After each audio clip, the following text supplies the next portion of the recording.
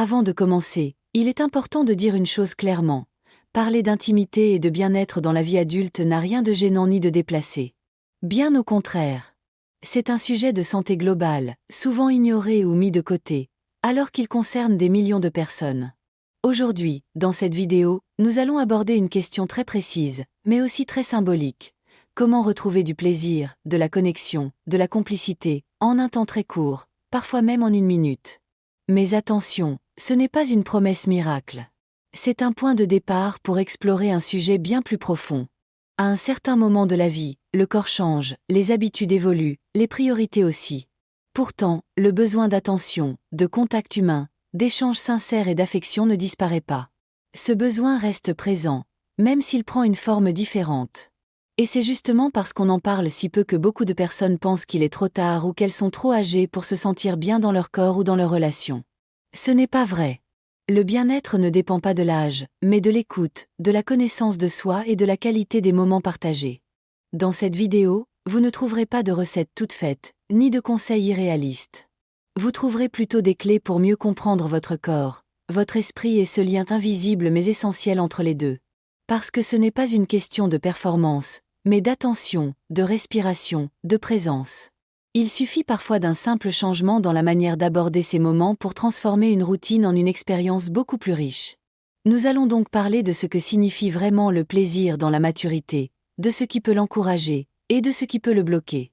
Nous verrons aussi pourquoi certaines pratiques toutes simples peuvent faire une vraie différence. Et surtout, nous le ferons sans tabou, dans le respect total de chacun, avec un seul objectif. Vous aider à retrouver confiance en vous, à mieux communiquer avec votre partenaire, et à vivre votre vie de façon plus libre, plus consciente, plus apaisée. Avant de passer aux conseils concrets, prenons juste un moment pour reconnaître une chose essentielle. Il n'est jamais trop tard pour se reconnecter à soi-même. Quand on parle de bien-être personnel, surtout dans les relations à deux, beaucoup de personnes pensent que tout repose sur la rapidité ou sur des techniques particulières. On entend souvent des phrases comme « il faut aller vite » ou « il suffit de faire ceci ou cela pour que ça marche tout de suite ». Mais en réalité, ce n'est pas une affaire de vitesse. C'est avant tout une question de lien, de qualité de présence et de compréhension mutuelle. Le vrai déclencheur d'un moment réussi, ce n'est pas une astuce apprise dans un magazine ou une méthode à suivre à la lettre. C'est la capacité à créer une atmosphère où chacun se sent respecté, écouté et détendu. C'est cette sensation de sécurité et de confiance qui permet au corps de se relâcher et à l'esprit de se concentrer pleinement sur l'instant présent. Sans cette base, même la meilleure technique du monde perd tout son sens. Ce lien dont on parle ne se construit pas en une seconde, mais il peut se ressentir très vite quand on se montre vraiment attentif à l'autre. Par exemple, un simple regard sincère, une respiration partagée, ou le fait de prendre le temps de se recentrer ensemble, peuvent avoir un effet bien plus puissant que n'importe quel geste automatique. C'est cette attention fine, discrète mais profonde, qui fait toute la différence. Avec l'âge, on développe une plus grande sensibilité aux détails, à ce qui est dit sans parole, à ce que l'autre ressent au-delà des apparences. C'est un avantage précieux, souvent sous-estimé. Plutôt que de chercher à aller vite ou à reproduire des schémas appris dans le passé, il peut être plus bénéfique de se concentrer sur l'écoute mutuelle. Pas seulement écouter les mots, mais aussi les silences, les réactions subtiles, les changements de rythme. Ce que nous allons voir ensemble dans cette vidéo, ce sont des moyens concrets de renforcer ce lien, pour que même un court moment puisse être rempli de sincérité et de présence. Ce n'est pas une course, ni un objectif à atteindre à tout prix. C'est une manière différente de vivre un moment de bien-être, qui commence dans la tête, dans le cœur, et qui peut transformer même une minute en un souvenir précieux. Avec le temps, notre corps évolue. C'est un fait naturel, et pourtant, beaucoup de personnes vivent ces changements avec frustration ou inquiétude, surtout lorsqu'ils touchent à l'intimité ou à la perception de soi. On entend souvent dire que ce n'est plus comme avant, ou que le corps ne répond plus pareil. Mais si ces transformations peuvent parfois surprendre, elles ne sont pas forcément négatives. En réalité, elles ouvrent la porte à une nouvelle façon de vivre son bien-être personnel. Le problème, c'est que notre société valorise souvent une image figée de la vitalité, comme si le corps ne devait jamais changer. Résultat, beaucoup de personnes ont l'impression que, passé un certain âge, il faut renoncer à certains plaisirs ou à certaines habitudes. Pourtant, ce n'est pas une question de renoncement, mais d'adaptation. Le corps devient peut-être plus lent dans certaines réponses, mais il peut aussi devenir plus réceptif, plus fin dans ses sensations, plus à l'écoute de lui-même. Ce qui compte, ce n'est pas de vouloir revenir à ce que l'on était il y a 20 ou 30 ans. C'est d'apprendre à apprécier ce que l'on est aujourd'hui, avec ses forces, ses fragilités, mais aussi avec une plus grande conscience de soi. Et cette conscience peut devenir un véritable atout. Elle permet de mieux comprendre ce qui nous fait du bien, ce dont on a besoin, et ce qui mérite d'être ajusté dans notre quotidien. Il est également important de noter que ces transformations ne concernent pas uniquement le corps. L'état d'esprit évolue aussi. On devient souvent plus réfléchi, plus attentif, moins pressé. Et cette maturité peut enrichir les relations, renforcer les liens, et ouvrir à des échanges plus authentiques. Là où la jeunesse privilégiait parfois la rapidité ou l'intensité, la maturité offre de la profondeur, du calme, et une nouvelle forme d'intimité. Accepter ces changements, c'est aussi se donner le droit d'explorer autrement, de découvrir d'autres manières de se sentir bien dans sa peau. Ce n'est pas un recul, c'est une transformation. Et dans cette transformation, il y a de nombreuses opportunités à saisir. À condition, bien sûr, de ne pas se juger, de ne pas se comparer, et surtout, de ne pas croire que tout est derrière soi. Car en réalité, beaucoup de choses commencent justement à cet âge. La respiration est souvent perçue comme un simple réflexe automatique. On inspire, on expire, sans vraiment y penser. Pourtant, elle est l'un des outils les plus puissants que nous ayons pour nous reconnecter à notre corps, calmer notre esprit et créer un état de bien-être profond. Dans le cadre de l'intimité et du lien avec soi-même ou avec une autre personne, la respiration joue un rôle central, trop souvent sous-estimé. Avec l'âge, il devient encore plus important de prendre conscience de son souffle. Non seulement parce que cela améliore la santé générale, mais aussi parce que cela aide à rester concentré sur le moment présent, à relâcher les tensions et à retrouver un rythme intérieur plus naturel. En respirant profondément, on active le système nerveux parasympathique, celui qui favorise la détente, la régénération et le relâchement musculaire. Ce n'est pas un hasard si de nombreuses disciplines comme le yoga, la méditation ou même certaines approches thérapeutiques placent la respiration au cœur de leur pratique. Une respiration lente et régulière aide à faire circuler l'énergie dans tout le corps, à améliorer la perception des sensations, et à mieux écouter ses propres besoins. C'est aussi un excellent moyen de synchroniser ses émotions avec ses réactions physiques. Dans un moment de connexion, respirer à deux peut également créer une harmonie étonnante. Ce simple fait de respirer ensemble, sans parler, en silence, permet de se rapprocher de manière subtile et respectueuse.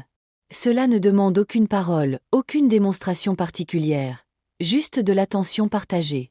Et cette attention peut transformer l'ambiance, rendre un moment plus calme, plus vrai, plus profond. La respiration consciente n'est pas compliquée à apprendre. Il suffit de commencer par quelques minutes par jour. Inspirer lentement par le nez, sentir l'air descendre jusque dans le ventre, puis expirer en douceur, sans forcer. En répétant ce geste simple, le corps apprend à se relâcher plus facilement, à se libérer des tensions accumulées, et à se rendre plus disponible, plus présent.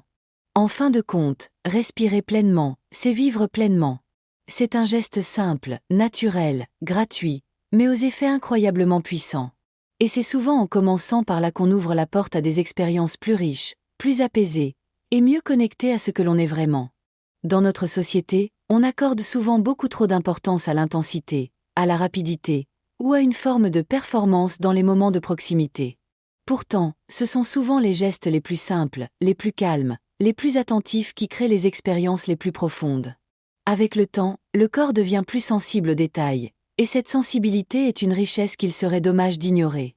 C'est pourquoi la qualité du toucher compte bien plus que la quantité ou la force. Un contact lent, léger et respectueux permet au corps de se détendre progressivement. Il donne aussi le temps d'écouter ce que l'on ressent, sans se précipiter. Quand un geste est posé avec intention, il transmet une présence, une écoute, une vraie attention à l'autre. Ce n'est pas un automatisme, mais un langage silencieux qui parle directement aux émotions. Et dans cette approche, chaque mouvement a de l'importance, même les plus discrets. En vieillissant, on développe souvent une meilleure perception des zones oubliées ou peu explorées du corps. Il ne s'agit pas de suivre un chemin tout tracé, mais au contraire, d'oser ralentir, de laisser le moment se construire petit à petit, sans attente rigide. Cela demande de la patience, mais aussi une certaine curiosité, presque comme si l'on redécouvrait son corps pour la première fois. Un autre aspect essentiel est l'écoute. Lorsque l'on prend le temps de vraiment observer la réaction de l'autre à un soupir, un frisson, un silence, on apprend à ajuster ses gestes de manière plus fine. Ce n'est pas seulement ce que l'on fait qui compte, mais comment on le fait. Et c'est dans cette lenteur assumée que se crée souvent la connexion la plus authentique. On peut aussi s'autoriser à changer de rythme. Parfois, un simple effleurement suffit à déclencher une émotion. D'autres fois, il faudra répéter un geste, ou simplement rester immobile, en laissant le silence et la chaleur du contact parler d'eux-mêmes. Cela peut paraître anodin, mais dans un monde où tout va vite, offrir un moment de lenteur partagée est presque un luxe. Redonner de la valeur à ces gestes simples, c'est aussi se redonner le droit de vivre une intimité plus douce, plus apaisée, et plus en accord avec soi-même. Parce que dans ce contexte, ce n'est pas la prouesse qui compte, mais la présence.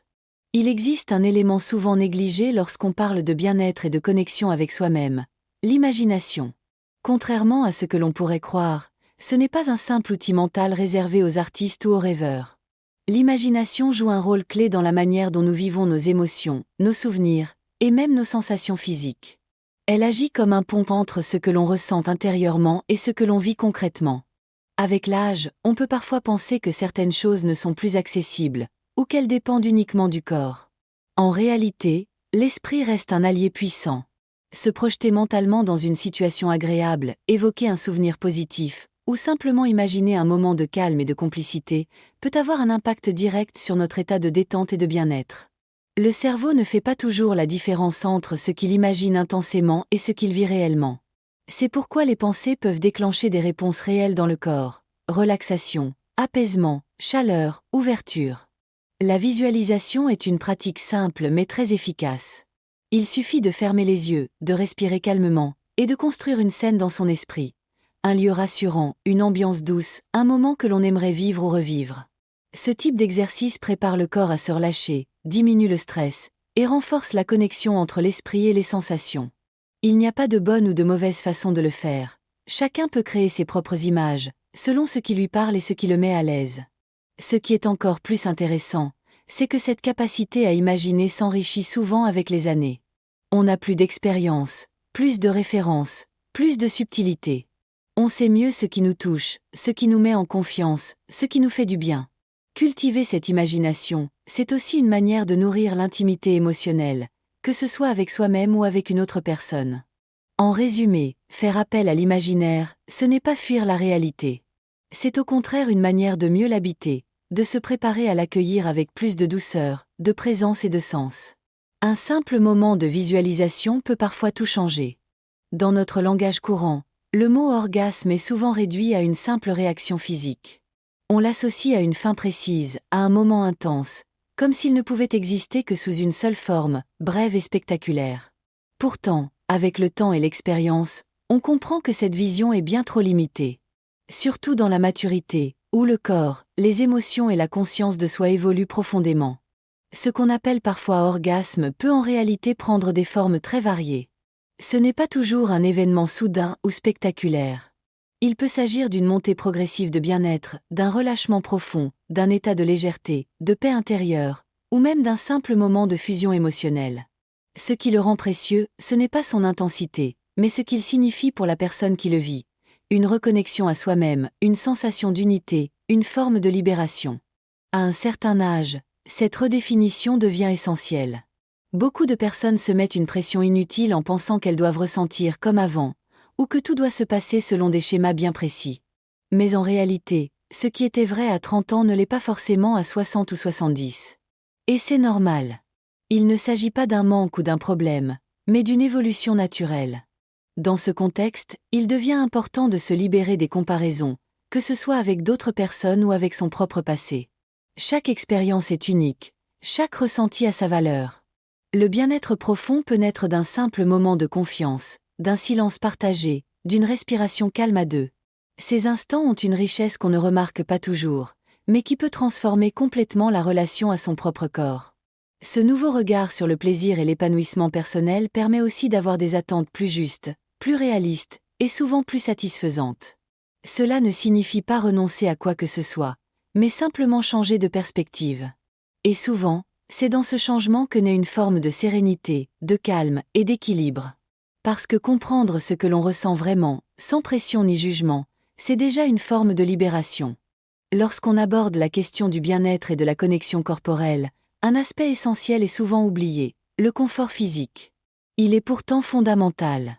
Si le corps est tendu, mal positionné ou gêné, il devient très difficile de se détendre pleinement et de vivre un moment agréable. Et cela est encore plus vrai avec l'âge, lorsque certaines articulations deviennent plus sensibles, ou lorsque certaines postures ne sont plus aussi naturelles qu'avant. Trop souvent, on pense que ce type de moment doit suivre des règles précises ou des habitudes apprises dans le passé. Mais en réalité, chaque personne a ses besoins spécifiques. Le bien-être ne dépend pas d'une position idéale, mais d'un état de relâchement et de sécurité. Et pour y parvenir, il faut s'autoriser à adapter son environnement. Un coussin sous les genoux, un appui pour le dos, une lumière douce, une couverture pour se sentir rassuré. Ces détails peuvent tout changer. Il ne faut pas sous-estimer l'impact d'une mauvaise posture. Une pression sur le bas du dos, une tension dans la nuque ou une sensation d'inconfort au niveau des jambes peuvent interrompre un moment, même s'il avait bien commencé. Prendre le temps de s'installer, d'ajuster la position de son corps, de vérifier que tout est stable et agréable, c'est une forme de respect envers soi-même. Et ce respect crée les conditions idéales pour un moment apaisé. Le confort ne concerne pas uniquement le physique. Il inclut aussi l'ambiance globale, la température de la pièce, les sons en arrière-plan, les odeurs, les objets présents autour de soi. Chaque détail peut influencer la manière dont on vit l'instant. Il ne s'agit pas de créer un décor parfait, mais plutôt un espace où l'on se sent libre, sans distraction ni gêne. Ce que l'on oublie parfois, c'est que le confort est un droit, pas un luxe. Se sentir bien installé, à l'aise, en sécurité, c'est ce qui permet au corps de s'ouvrir, à l'esprit de se calmer, et à l'expérience de devenir plus profonde.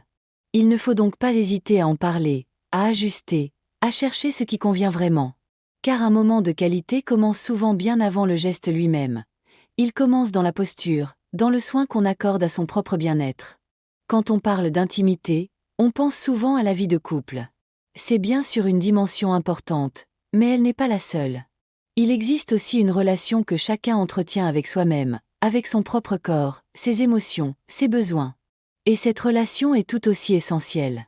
Apprendre à se connaître, à s'écouter, à se respecter dans la solitude, c'est une base précieuse pour toute forme d'épanouissement, quel que soit l'âge.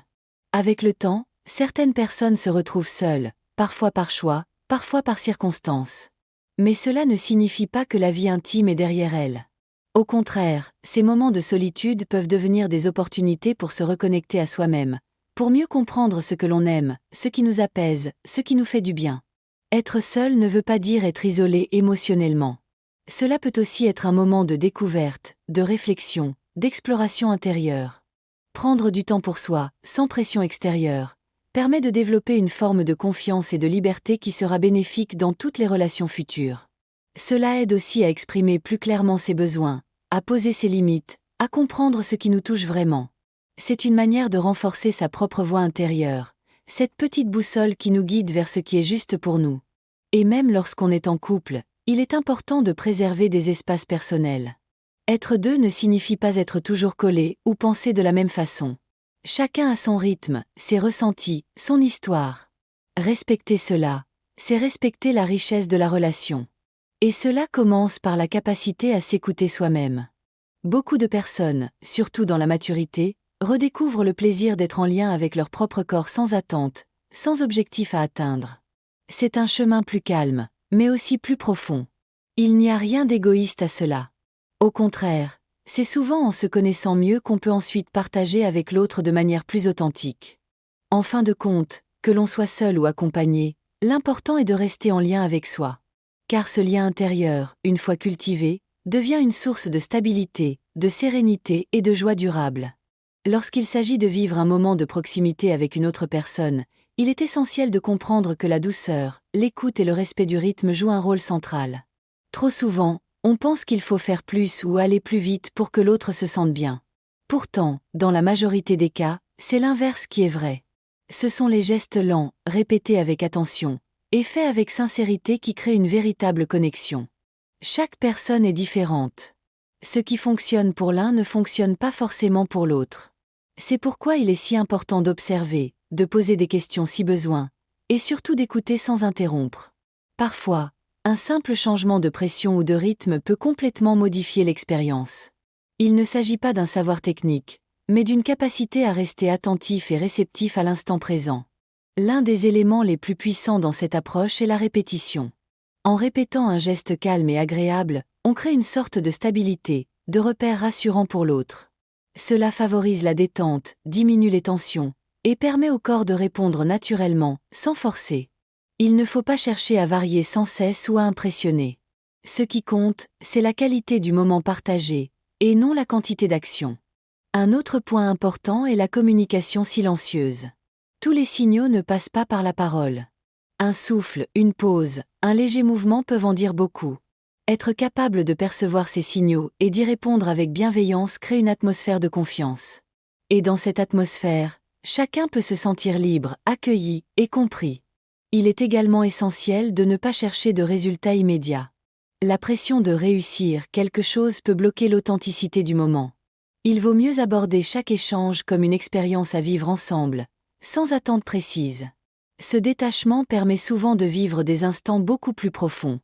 En résumé, les techniques les plus efficaces sont souvent les plus simples. Écouter, observer, répéter doucement, et respecter le rythme de l'autre. Dans la maturité, cette approche prend encore plus de sens, car elle s'appuie sur l'expérience, la patience et la volonté de créer un lien sincère. C'est dans cette intention qu'on retrouve la vraie richesse des échanges humains. On entend parfois dire que certains moments de bien-être peuvent être très rapides, presque instantanés. Et c'est vrai, dans certaines situations, il suffit de quelques secondes pour ressentir une émotion intense ou un grand apaisement. Mais ce que l'on oublie souvent, c'est que ce type de réaction rapide ne se produit pas par hasard. Il est le résultat d'un climat, d'une préparation, d'un ensemble de conditions favorables qui se mettent en place bien avant. Pour qu'un moment soit véritablement profond, même s'il ne dure qu'une minute, il faut que le corps et l'esprit soient déjà prêts. Il ne s'agit pas d'un événement isolé, mais d'une suite logique. Cela commence bien en amont, parfois même plusieurs heures ou jours avant. Un mot rassurant, une attitude bienveillante, un regard, un geste tendre, une sensation de sécurité. Tous ces éléments préparent le terrain. Ils permettent au corps de se sentir détendu, à l'esprit de lâcher prise, et à la confiance de s'installer. La notion de préparation ne veut pas dire qu'il faut suivre un protocole compliqué. Elle signifie simplement qu'il faut prendre le temps de créer une atmosphère propice, de cultiver une certaine qualité de présence, et de nourrir la relation au quotidien. Ce sont les petites attentions répétées, les gestes qui montrent qu'on se respecte, qu'on s'écoute, qui facilitent ensuite ces moments plus intenses, même s'ils sont brefs. Et puis, il ne faut pas oublier ce qui vient après. Trop souvent, on se concentre uniquement sur ce qu'on vit pendant, en négligeant l'importance du après. Or, c'est justement dans les instants qui suivent que l'on consolide le lien. Un mot doux, un silence partagé, une simple main posée avec tendresse peuvent prolonger l'effet de bien-être ressenti, et lui donner une dimension plus profonde. Le moment peut être court, oui, mais ce qui compte vraiment, c'est ce qu'il représente dans l'ensemble de la relation. Ce n'est pas un exploit technique, mais un reflet de la qualité du lien entre deux personnes, ou entre soi et soi-même. Plus l'on prend soin de l'avant et de l'après, plus ces instants deviennent naturels, fluides et enrichissants. Ce sont des petits détails qui, mis bout à bout, changent toute l'expérience. Arrivé à ce point de notre réflexion, une idée essentielle mérite d'être répétée avec force. Le bien-être personnel, sous toutes ses formes, ne connaît pas de date limite. Il ne dépend ni de l'âge, ni de l'apparence, ni d'une quelconque norme extérieure. Il est avant tout une question de ressenti, d'écoute de soi, et de liberté intérieure. Trop de personnes, en avançant dans l'âge, finissent par croire que certains aspects de leur vie ne leur appartiennent plus, comme si le droit à l'épanouissement diminuait avec les années. C'est une idée fausse qu'il faut déconstruire. Ce que l'on redécouvre souvent avec la maturité, c'est le plaisir de prendre son temps, d'agir sans précipitation, sans pression extérieure. Cela permet d'entrer dans une relation plus saine avec soi-même, avec plus de respect, plus de tendresse, et parfois même plus de légèreté. C'est cette approche qui rend possible une expérience plus profonde, où l'on se sent pleinement présent, pleinement vivant. Dans cette perspective, créer un espace de confiance et de respect est fondamental. Cela ne signifie pas avoir toutes les réponses ou tout contrôler, mais simplement offrir à soi-même la permission de vivre ce que l'on ressent, sans jugement. Il peut s'agir d'un moment de calme, d'une connexion sincère avec une autre personne, ou d'une prise de conscience personnelle qui change notre regard sur nous-mêmes. Ce que ce parcours nous enseigne, c'est que chaque étape de la vie a sa richesse. À mesure que l'on avance, on gagne en sensibilité, en intuition, en capacité à apprécier les choses simples. Et ces qualités sont précieuses, car elles permettent de vivre des instants d'une grande intensité émotionnelle, même dans la plus grande simplicité. Il ne s'agit pas ici de rechercher la perfection ou de coller à un modèle idéalisé. Il s'agit de revenir à l'essentiel, être à l'écoute, se faire confiance, et reconnaître que le bien-être ne se mesure pas à des critères extérieurs, mais à la qualité de ce que l'on vit à l'intérieur. Ce chemin peut être discret, parfois lent, mais il est profondément enrichissant. En terminant cette vidéo, je vous invite à garder une chose en tête. Il n'est jamais trop tard pour vivre avec authenticité. Ni pour ressentir, ni pour partager, ni pour se redonner l'espace d'être pleinement soi-même.